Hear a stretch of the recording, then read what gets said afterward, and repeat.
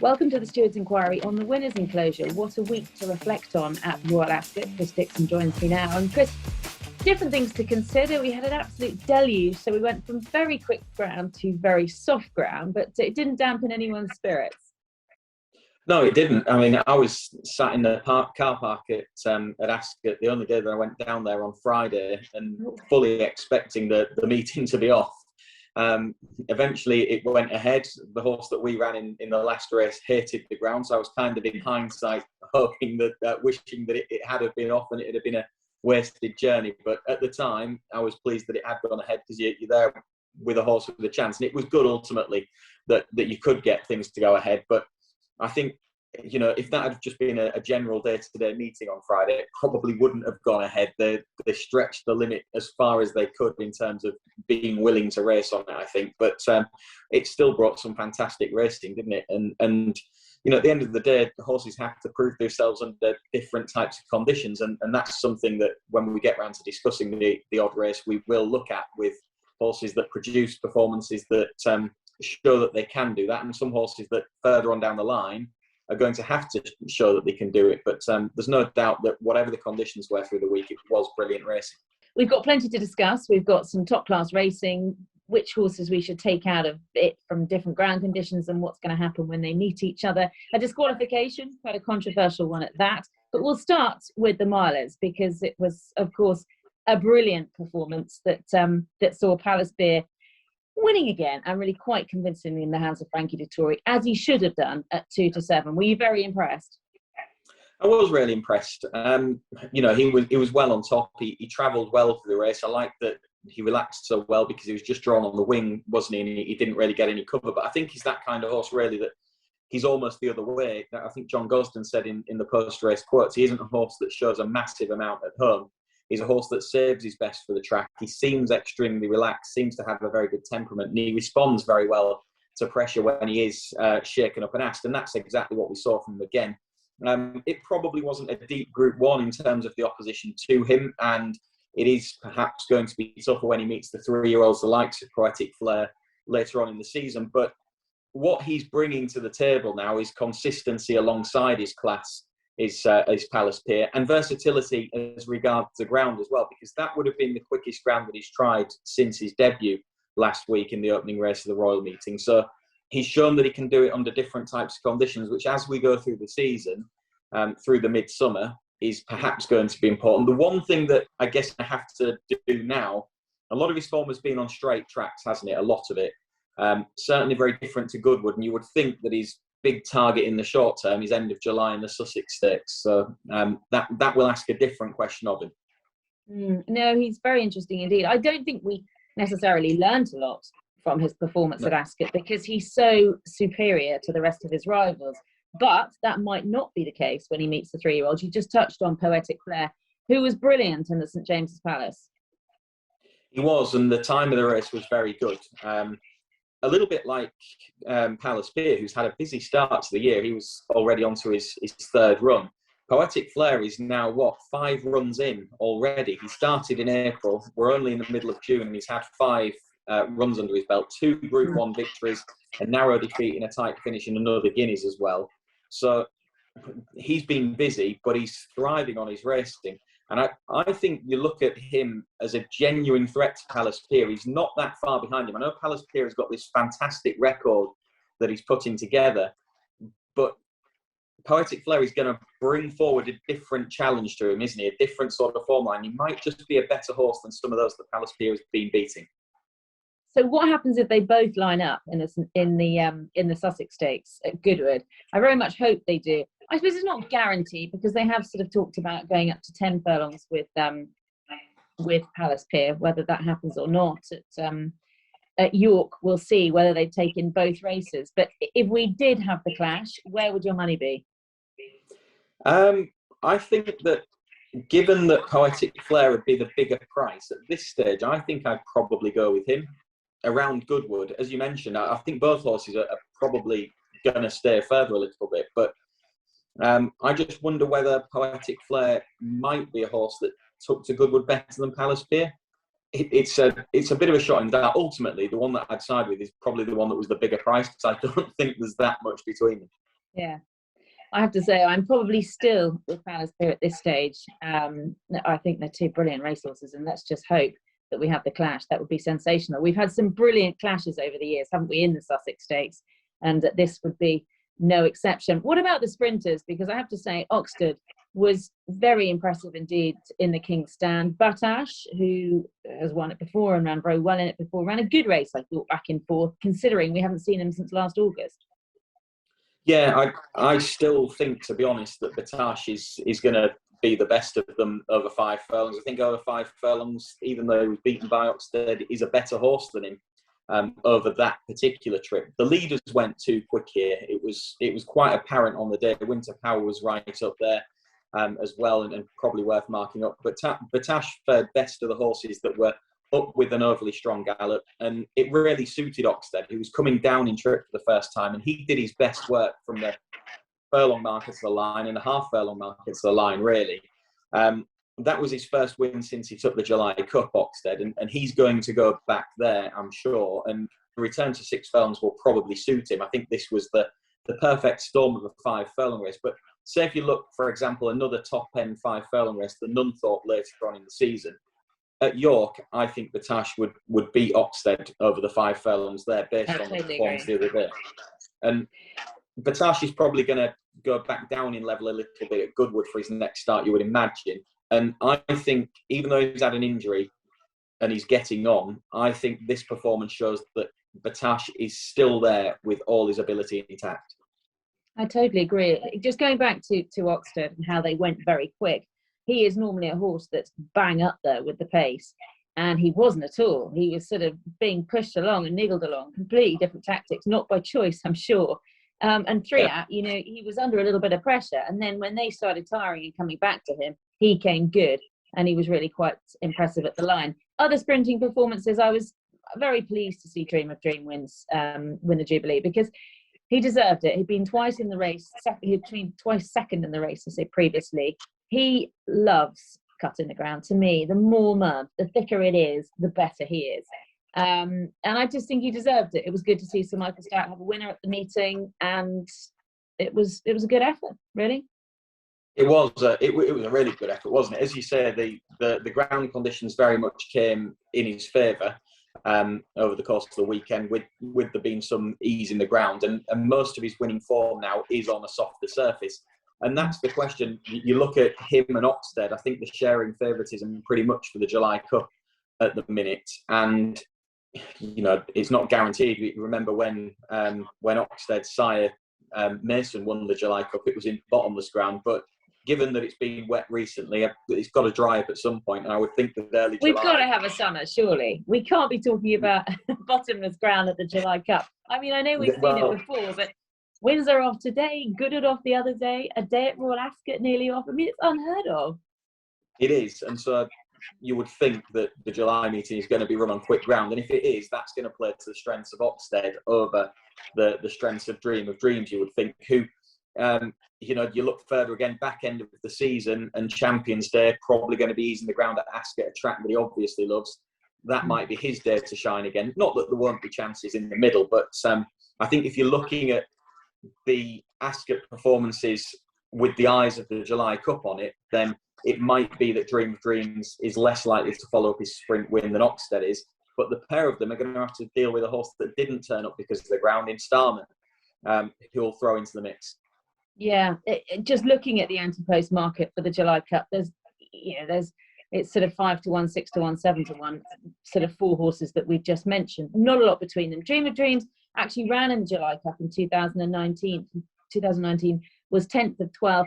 I think Ascot's his track, I just would be against him personally in the July Cup.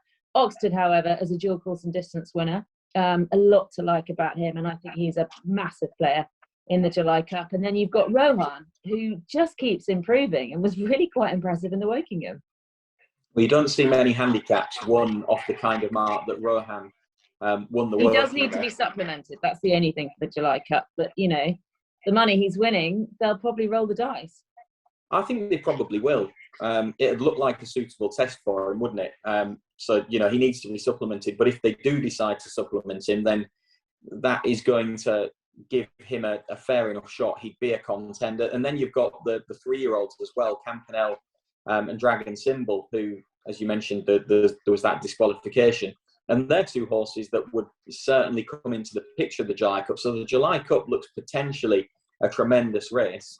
I think Oxted, probably based after Royal Ascot and the likely conditions, might be the one to go off favourite. But Starman, don't forget about him, I think would be my message, because he missed out on Ascot only because of the ground, but he would have had a huge chance going into it. You just mentioned Dragon Symbol and Campanelle. Dragon Symbol first past the post, and the stewards decided that, having been taken quite a long way across the track, they reversed the placings. Did you think this was the right move? There was just a head in it, and Frankie Dettori felt very much that it cost him the race. He did. I thought this was a really, really tough one. Yeah. I think on balance, they probably got the decision right based on the way that the rules are written. But I still think that if the pair met again, then you might get a different result. I think Dragon Symbol, if they did, and that probably goes against what I'm saying in the way that the result is the way that the rules are written. But I think he did carry him across the track. It was looking straightforward, really, that it would be a reversal in the result. I thought immediately afterwards that there was a chance that it would happen, just because he'd carried him so far across. But then you sort of look late on at the end of the race, and maybe a few changes. I think they're 2 very, very closely matched horses. On balance, the right call was probably made, but I still think you'd feel aggrieved if you backed or were connected with Dragon Symbol, really. I felt very sorry for Archie Watson, I have to say, because, that would have meant a huge amount to him, and then to have it taken off you afterwards. And there was a big weight, wasn't there? A lot of sort of build up to it, and it must be just such a blow. And he was such a good sportsman after the race. He went straight over, congratulated all the connections of Campanelle, and then I think probably just went straight to the car and probably nearly cried. Yeah, massive blow. Yeah, it was a tough one to take, I'm sure. As I say, I'm sort of very much on the fence. I don't know whether it should have been reversed or not. I think on balance, they probably got the decision correct. But I think you could argue it one way or the other, really. Yeah, no, I agree. I think on balance, they did make the right decision. Had it been in America, it would have been an instant decision, but it wasn't, and that was the case. What about the middle distance horses? Because I was really looking forward to Love running in the Prince of Wales's, and she won. I think she got a very good ride from Ryan Moore.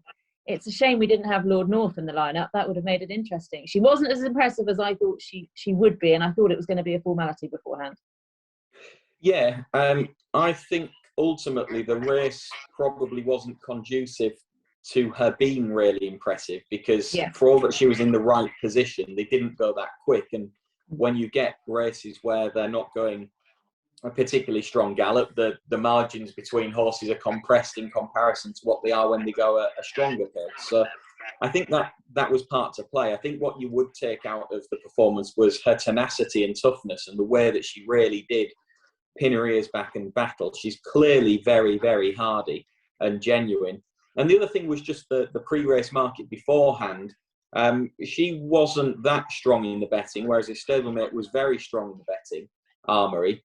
And it maybe just leaves you in the view that there was a little bit, even though she was turning up for a Group 1 at a short price, that there maybe was room for a little bit of physical improvement for Love.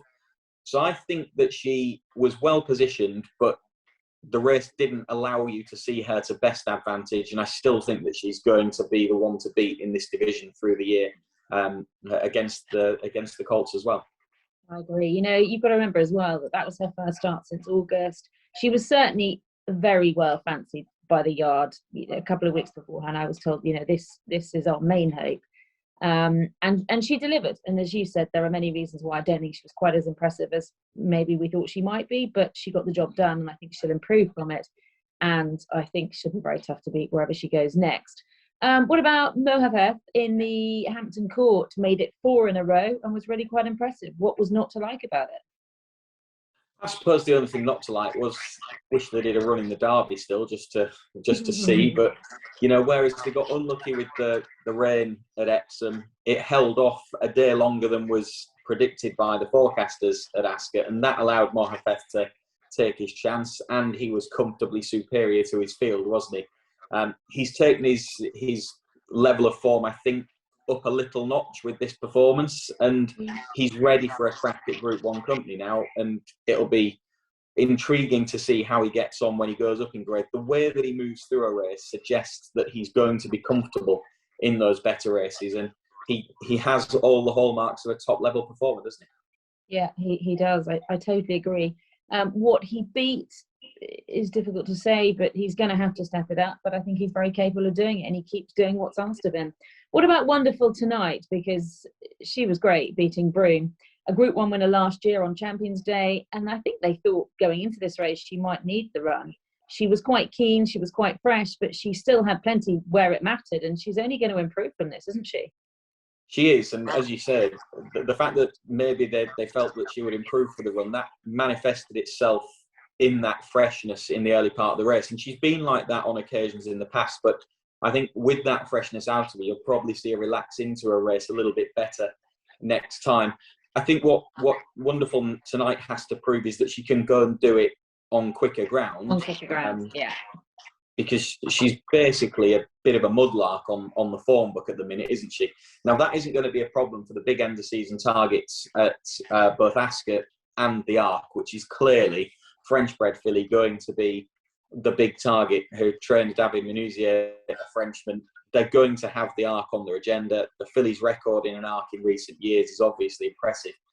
And you've got more chance there of easy ground than most places. So they'll be very much looking forward to the autumn. And I suspect that her midsummer targets are going to be mapped around when the ground is suitable for her. And they won't be in a mad rush to have a busy over the summer, because they'll be looking at the autumn as the time that they really want her to hit her peak levels again. So of the ones that we've just discussed, do you think we could have a clash in a King George, for instance? Do you think that's where Love may end up? I think that is where Love will end up. I would have thought anyway. And I think there's got to be a good chance that's where MOHAAFETH goes. I haven't looked at the post-race quotes. I think Wonderful tonight is less likely that they would throw her into that, given end of July you could be on very quick ground. But I'd certainly think there's a very good chance that the other two both turn up. The ground would be right from the MOHAAFETH, wouldn't it? And it would seem an obvious place for Love to go to. But obviously Aidan O'Brien's going to have lots of middle distance horses and a strong hand in that division generally. But I think Love is going to be standout card in that pack, and given that is the midsummer middle distance highlight, it would be her that I would expect at this stage for Ballydoyle and Aidan O'Brien to lean on. Yeah, no, I agree with you there. What about the stayers? Because I think we saw a phenomenal performance by Subjectivist. We know he's good. We saw that when he absolutely annihilated the field in Dubai. He's had a few niggly problems that he's been very tough to overcome.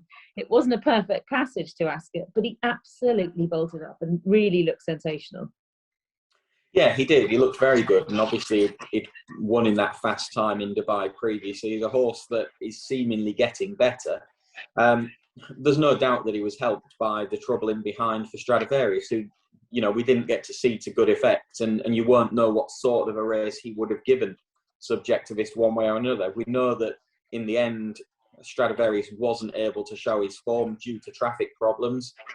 And there was a lot of chat around afterwards about whether Dettori had given him a bad ride. Well, I think sometimes you just have to think, you get unlucky on occasions. I saw the analysis from Jamie Lynch on Sky Sports Racing afterwards at the end of the day, and he was comparing the moves that Dettori made the previous year, or 2 years before, when Stradivarius had won the Gold Cup, and he was trying to do a similar thing, but this time around luck wasn't on his side, and a greater number of horses ahead of him were part of that to play. And sometimes you can't engineer gaps, can you? You have to require on a little bit of luck, and he just didn't get any.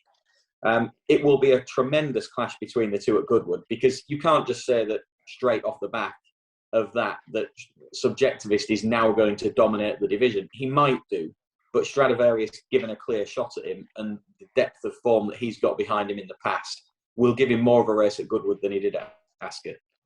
I agree. What I would say is I think Stradivarius has had quite an easy time of it, of what he's been beating over the last couple of years. And I think this was a better race.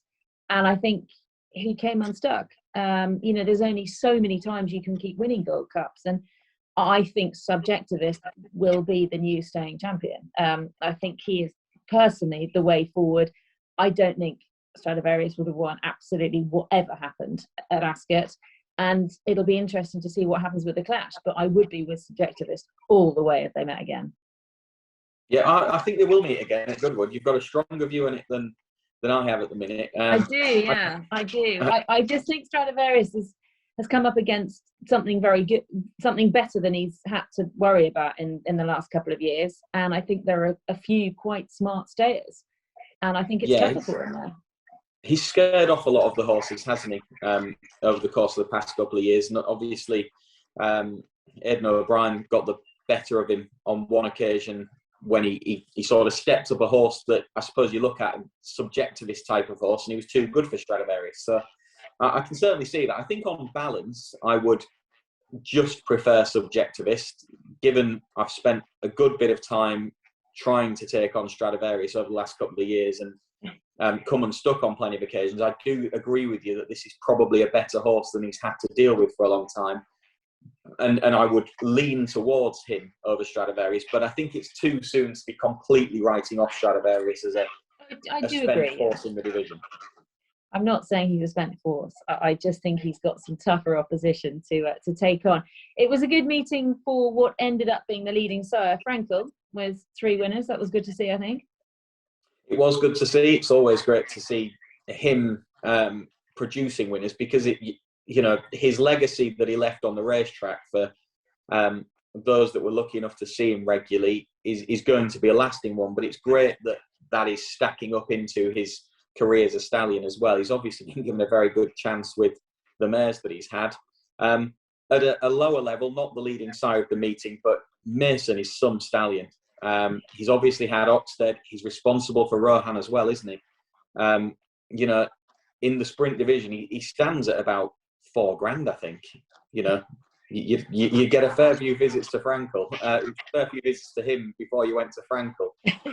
And so, he's another name just in the sprint division to keep an eye on as a stallion, because he wouldn't have been supported with the same quality of mare as some, and yet he's really delivering as a stallion. Brilliant. Thank you, Chris. Great stuff. It'll be intriguing the next couple of months, because now we've got generations coming against each other for the clashes. So we'll have plenty of debate and to talk about over the next couple of months. But good stuff, and we will chat to you later in the week.